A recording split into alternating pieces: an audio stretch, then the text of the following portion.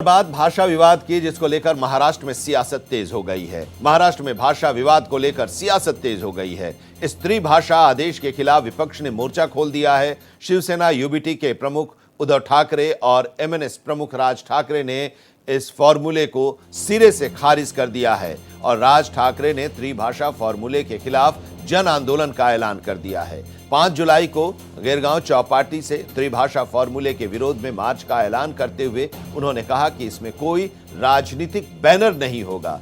MNS प्रमुख राज ठाकरे को इस मुद्दे पर उद्धव ठाकरे का भी साथ मिल गया है। उद्धव ने हिंदी भाषा को अनिवार्य किए जाने के खिलाफ आंदोलन को पूर्ण समर्थन का ऐलान कर दिया है। दरअसल महाराष्ट्र सरकार ने हाल ही में यह आदेश जारी किया था, जिसमें मराठी और अंग्रेजी भाषा के स्कूलों में कक्षा 1 से 5 तक तीसरी भाषा के रूप में हिंदी पढ़ाए जाने को अनिवार्य कर दिया।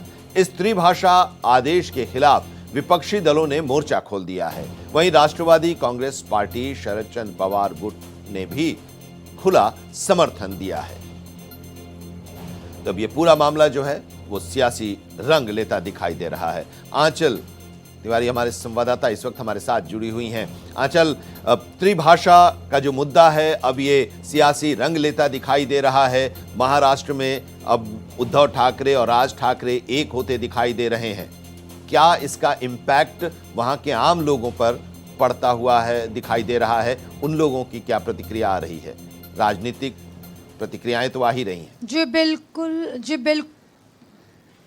जी बिल्कुल आनंद, देखिए महाराष्ट्र में हिंदी भाषा को लेकर जो सियासत है वो पूरी तरीके से नज़र आ रहा है, क्योंकि सभी जो विपक्षी पार्टी है वो रोटियां सेकने का काम कर रही है इस भाषा को लेकर। लेकिन सबसे बड़ी बात तो यह है कि जिस तरीके से फिर चाहे वो मनसे की पार्टी हो या फिर शिवसेना की पार्टी हो, शरद पवार की पार्टी हो, सभी विपक्ष एकजुट होते हैं और हिंदी भाषा का विरोध कर रहे हैं और इसी कड़ी में एक बड़ा मोर्चा निकाला जा रहा है। लेकिन हमें यह समझना होगा कि जिस तरीके से शिवसेना और मन से दोनों जमीन स्तर पर कहीं ना कहीं कमजोर हुई थी।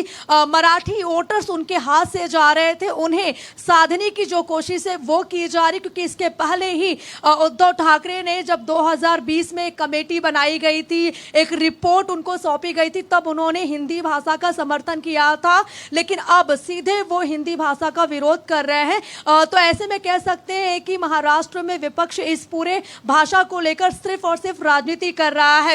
हालांकि महाराष्ट्र में 15 ऐसी भाषाएं हैं जो कि वैकल्पिक हैं और अगर बच्चों को उन भाषाओं में से कोई अगर एक भाषा चूज करना है तो वो चूज कर सकते हैं, लेकिन हिंदी को लेकर ही सिर्फ विरोध किया जा रहा है। इसको लेकर शरद पवार की तरफ से भी बयान आया। उनका कहना है कि महाराष्ट्र के हित की बात आएगी तो मैं साथ खड़ा रहूंगा और ऐसे में उन्होंने कहा है कि जो मोर्चा निकाला जा रहा है उसका हम समर्थन कर रहे हैं और लोगों से भी अपील करेंगे। हालांकि लोगों का जो ग्राउंड पे रुख है वो अलग है। उनका कहना है कि सभी पार्टियां जो है वो राजनीति कर रही हैं। जब वोट लेने की बारी आती तभी सब एकजुट आते हैं, क्योंकि अभी महाराष्ट्र में माफ कीजिए मुंबई में बीएमसी के चुनाव होने वाले हैं, कई स्थानीय चुनाव होने वाले हैं और ऐसे में मनसे की जो स्थिति है वो पूरी तरीके से कमजोर है और कहीं ना कहीं विधानसभा चुनाव में शिवसेना भी पीछे हटी है ग्राउंड पर और अभी उसका फायदा ये उठाना चाहते, क्योंकि बीएमसी पर काफी लंबे वक्त तक शिवसेना का कब्जा रहा है और वो नहीं चाहती कि बीएमसी उसके हाथ से जाए और यही वजह है कि इस पूरे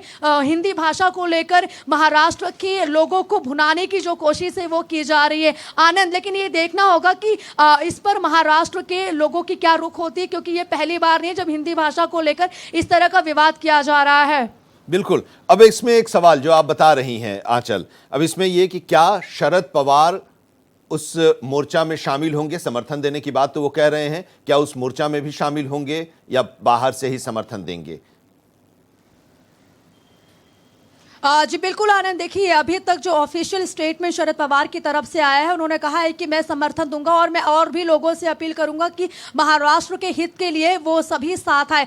तो अब ये देखना होगा कि जिस दिन 5 जुलाई को ये रैली होगी, मोर्चा निकाला जाएगा गिरगांव से, उसमें क्या शरद पवार आते हैं, क्योंकि अब तो उद्धव ठाकरे और मनसे प्रमुख राज ठाकरे दोनों साथ आए हुए हैं और ऐसे में महाराष्ट्र के जनता को एक बार फिर से जोड़ने की जो कोशिश है, एक कोशिश की जा रही है दोनों की तरफ से। लेकिन इस पर यह भी देखना होगा कि बाकी जो पार्टियां हैं विपक्ष में उनका क्या कुछ रुख होता है। चलिए, आप इस पर नजर बनाए रखिए, इस पर आगे भी हम आपसे प्रतिक्रियाएं वहां के बारे में जो लोगों की है वो जानने की कोशिश करते रहेंगे। फिलहाल बहुत बहुत शुक्रिया आंचल हमारे साथ जुड़ने के लिए।